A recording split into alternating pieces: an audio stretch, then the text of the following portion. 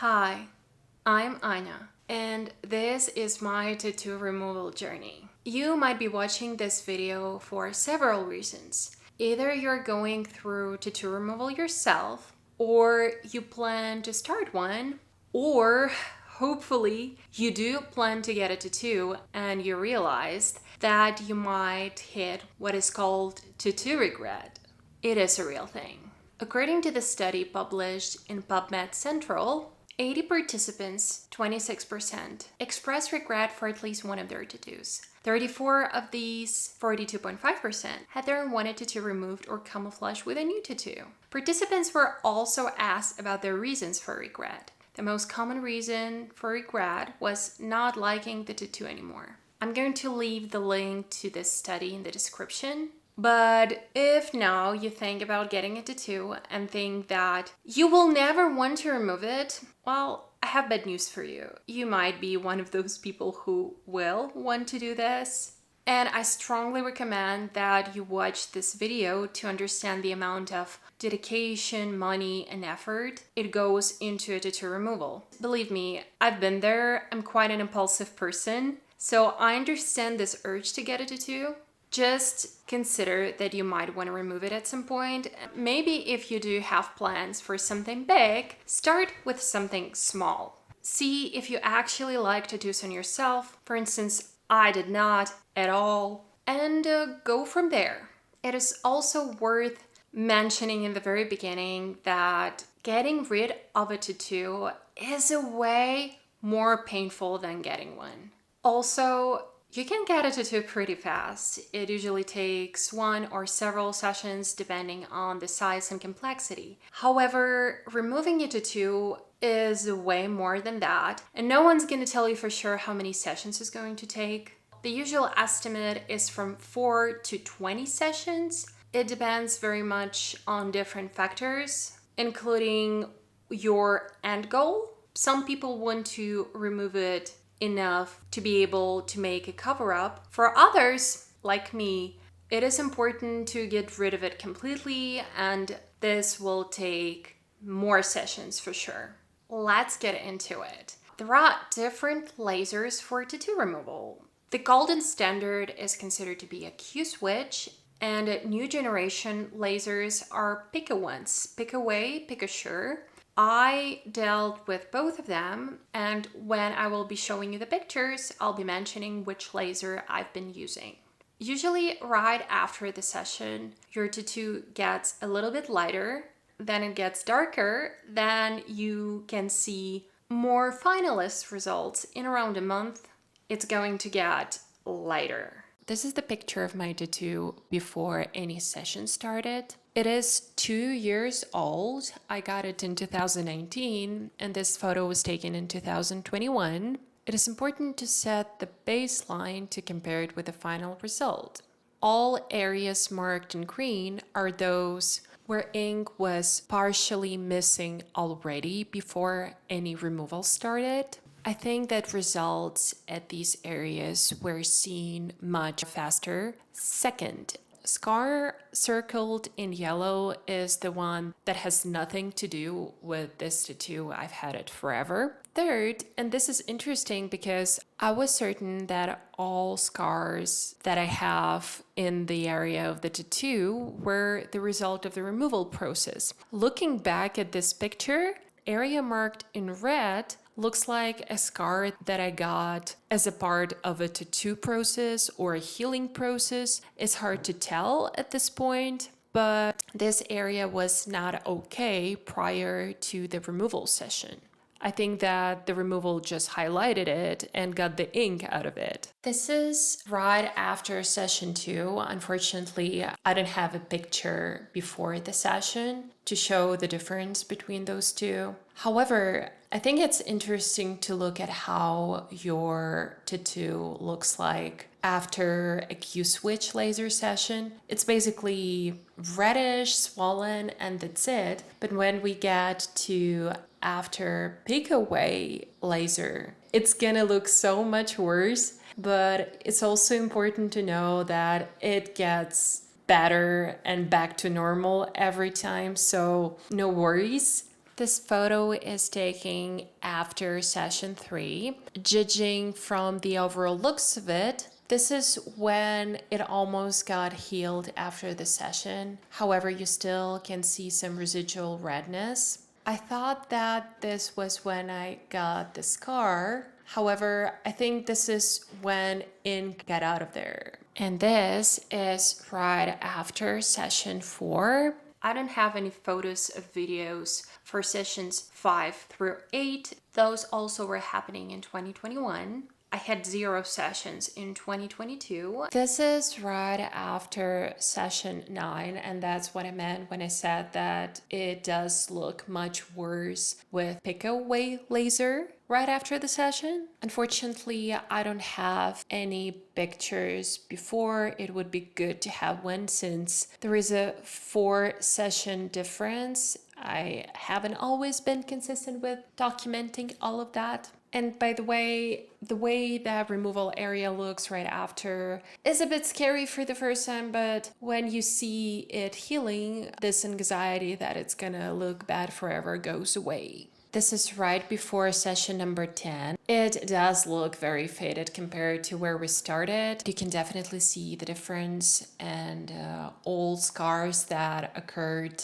This is right after session number 10. It just keeps looking worse every time with pick away. As you can see, some of the areas were excluded from removal during session 13. I expressed a concern that some areas looked a bit weird. It felt like laser spots have not fully healed. And we got to session number 14. These were taken a couple of months after the session. Depending on the angle you're looking at it, it might seem like it's almost nothing there, but I still feel like there's some shading out there. Maybe it's some sort of hyperpigmentation. It still looks like there are some areas where you could say that something was happening before, but there's no ink there. So I'm not 100% sure what's up.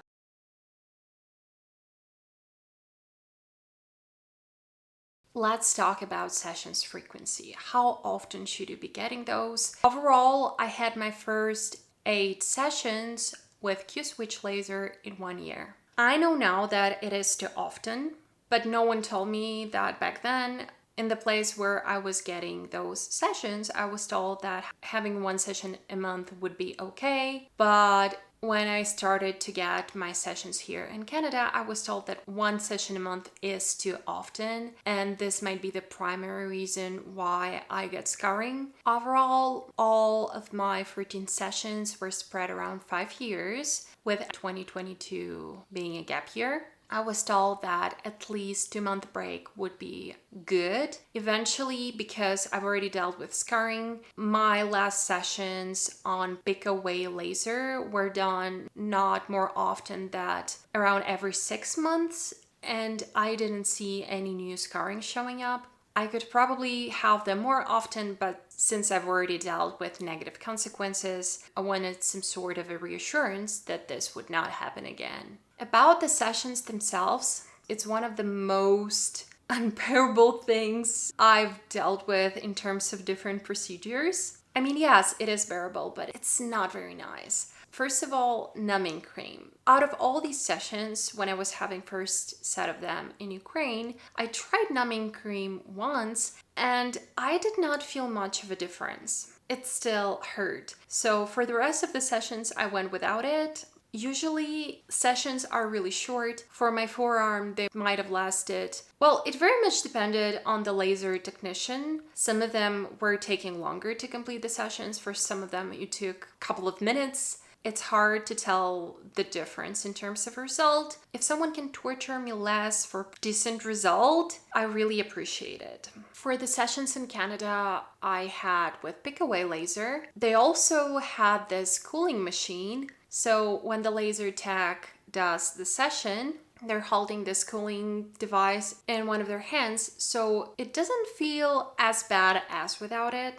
Most of the time I was recommended to use Vaseline right after the session. I tried it once and I I can say I loved the result. It feels weird. For other sessions, I decided not to use it and I still recovered and it was okay. If you are going to go through it, try it for yourself. For the aftercare, I have only learned about it during my last couple of sessions, and none of the laser techs I've been dealing with have never shared this information with me, even though I think overall I have maybe 5-6 different laser techs. Vitamin E oil. My understanding is that it's very popular product in the tattoo removal community. I decided to start using it regularly, and I'm going to leave links in the description for 2 types of vitamin E oil I've tried. It's hard to say whether it actually does something. I just like to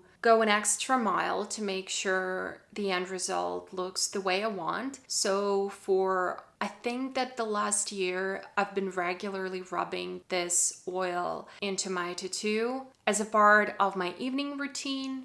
I can say for a fact that your skin is very smooth afterwards. It's hard to say whether it does more or not. Let's talk about cost. I think that most people underestimate how much it's going to take to get rid of your tattoo. Since I have experience in different regions, prices would definitely be different for wherever you live, but it can still give you an idea of how much I've spent on this. Since I live in Canada, I will be giving all numbers in Canadian dollars. I had my tattoo done in Ukraine. It cost me around 200 Canadian dollars back in 2017. Every Q-switch laser session I had in Ukraine had some type of a promotional price, so it varied from the session to session. Therefore, I will give you an average for session. It would be 150 Canadian dollars. Overall, I had 8 sessions. So in Ukraine, for 8 sessions, I spent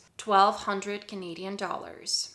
In Canada, pick away laser sessions, I had 6 of those. I've paid for 2 packages, 3 sessions each. Each package cost me $1,500, totaling it to 3,000 Canadian dollars. Vitamin E oil. One of the oils I tried cost $15, and I also had 2 bottles of $20 vitamin E oil. It cost me 55 Canadian dollars. It does sound negligible compared to the sessions themselves, but I still decided to add it to the total because it's still for the same purpose, right? So far, the whole tattoo removal process cost me 4,255 Canadian dollars, approximately, because it's been spread around the years, so conversion rate might not be too accurate, but still, you get the idea, right? Last but not least, I do plan to have one more treatment,